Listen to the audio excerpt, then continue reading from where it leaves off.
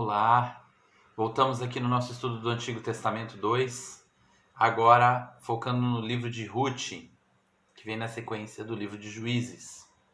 Antes da gente entrar realmente nos capítulos do livro de Ruth, um livro curto, mas um livro muito bonito, e na história de Ruth em si, do livro, vamos situar onde o livro se passa.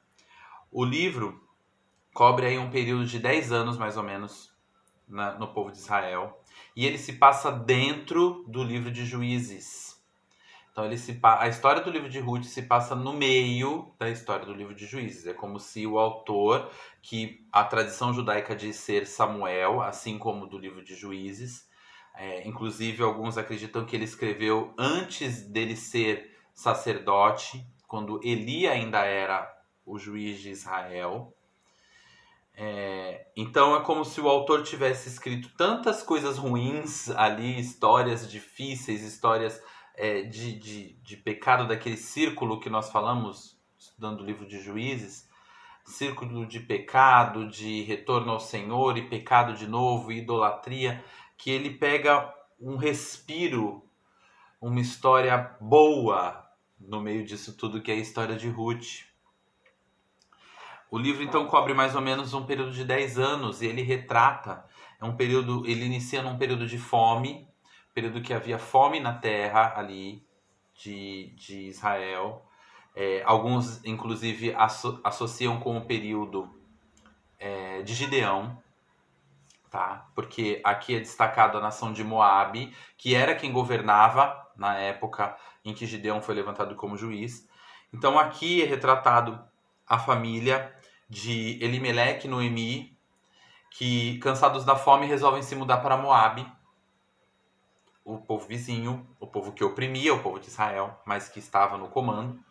E ali, seus dois filhos, Malom e Quilion, se casam com duas mulheres moabitas, que são Orfa e Ruth. E a partir dessa história, dessa família, nós vemos ali o desenrolar deles, da situação deles, e como isso é retratado de uma forma muito bonita, de uma forma singela, mas que traz muitas lições para a nossa vida.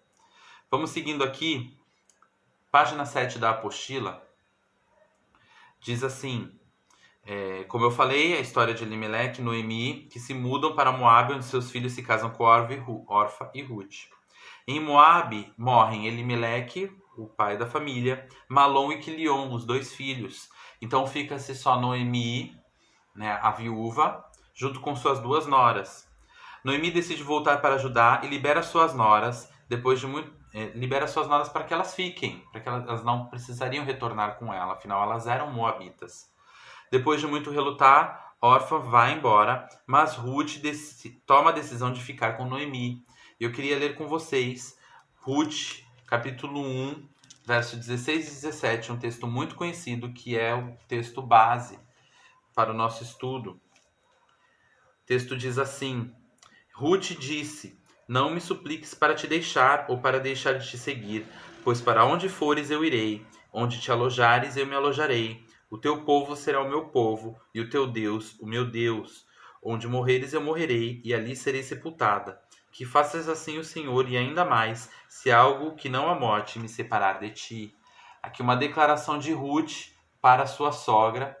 Muitos usam esse texto em casamentos, por exemplo, porque é uma declaração de amor, mas na verdade é uma declaração da nora para a sogra.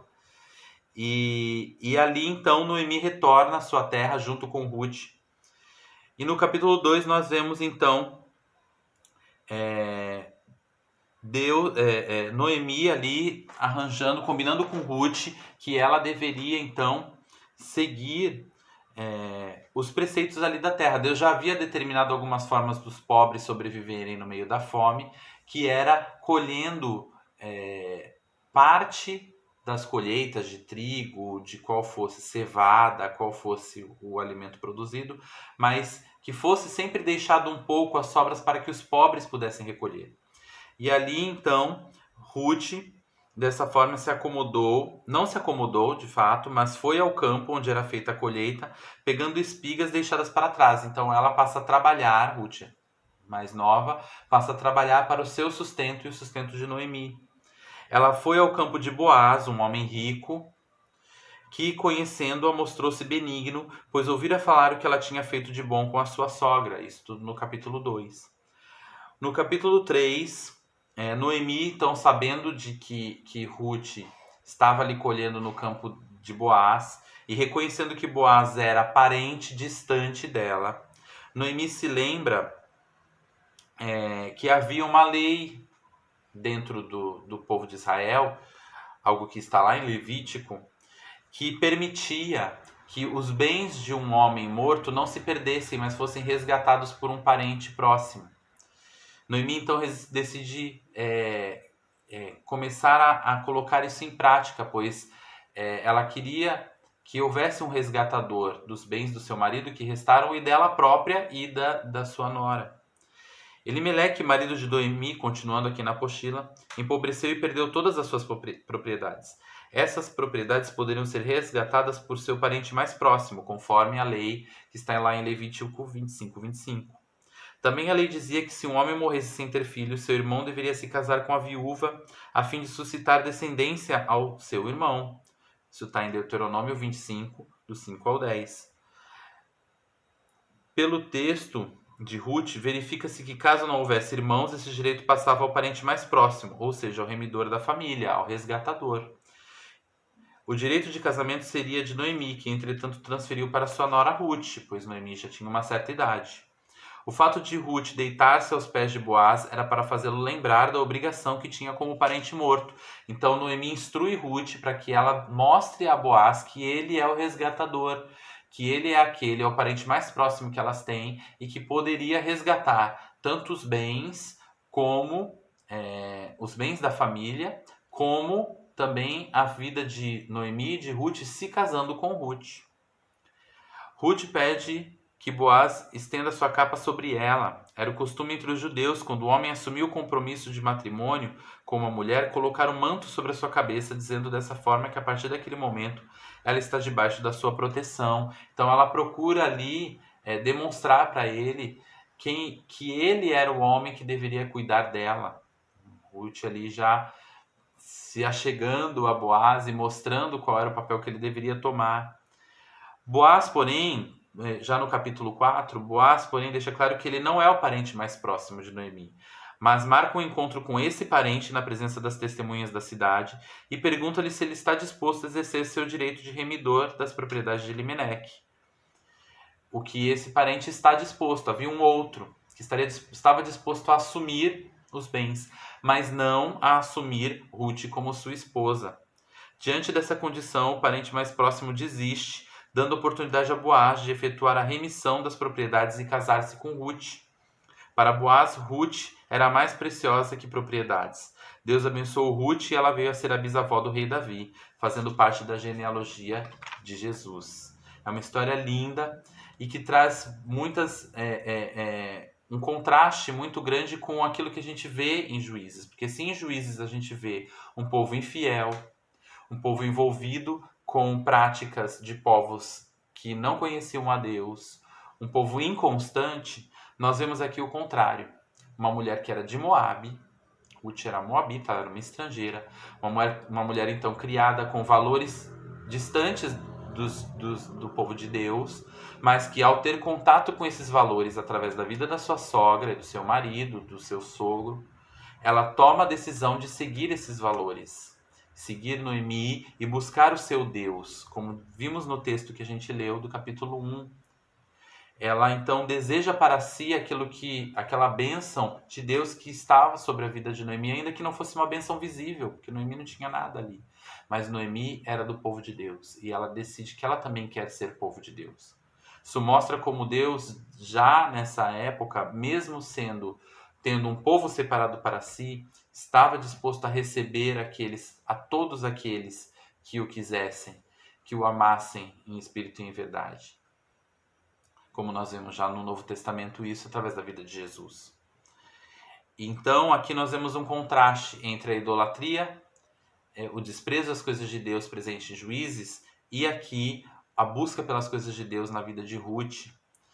Além disso tudo, a própria figura de Boaz Boaz é considerado uma tipificação de Jesus. Em teologia nós estudamos isso, o termo tipo, como algo que faz referência a algo maior. Então, a história de vida de Boaz, ela é uma tipificação daquilo que Jesus faria por nós. Algo menor retratando algo maior. Vemos isso no material de apoio, tem um slide só sobre isso, mostrando como características de Boaz que se refletem na vida de Jesus. Boaz era da tribo de Judá, assim como Jesus. Boaz demonstra amor e misericórdia com Ruth, que era uma estrangeira, e Jesus demonstrou amor e misericórdia conosco, que éramos estrangeiros, não éramos do povo de Deus, mas fomos inseridos no povo de Deus por meio da adoção de filhos. Boaz assumindo o papel de redentor e resgatando Ruth, resgatando Noemi, resgatando aquilo que era do falecido marido. Jesus também assume o nosso papel de redentor e nos resgata da morte, nos resgata da perdição. E Boaz trazendo uma vida digna, no final do capítulo nós vemos isso, ele restaura a vida de Noemi, de Ruth, traz uma vida digna, uma vida melhor e traz bênção para aquela família. E Jesus da mesma forma nos traz uma vida digna, não só terrena, como uma vida eterna com ele, aleluia. Então nós vemos aí Boaz então retratando a figura de Jesus. E esse livro, então, um livro curto, um livro que a gente pode ler e reler e não se cansa de encontrar verdades novas nele, porque a palavra de Deus se renova. E é um livro que nos traz essa mensagem de que, mesmo com as nossas falhas, mesmo com o nosso passado, se estamos dispostos a buscar a Deus, Ele nos redime, Ele nos recebe, Ele nos restaura, Ele nos leva a lugares mais altos, a patamares mais altos na nossa vida e nos dá a vida eterna. Ruth entrou para a genealogia de Jesus e Deus nos chama para entrarmos em níveis mais altos, mais profundos e a passarmos a eternidade com Ele. Aleluia, isso é maravilhoso. Leia o livro de Ruth com outros olhos depois desse estudo e veja quão maravilhoso é a ação de Deus na vida de uma pessoa, retratada ali através da ação de Boaz na vida de Ruth. Veja e reflita na ação de Deus na sua vida, nas nossas vidas, como Deus age de maneira tão misericordiosa e tão bondosa conosco. Amém? Deus abençoe vocês. Na semana que vem nós vamos começar a estudar o livro de Samuel, os livros de Samuel, começar a estudar aí a história dos reis de Israel, mas eu não vou adiantar nada porque vai ficar para outra semana.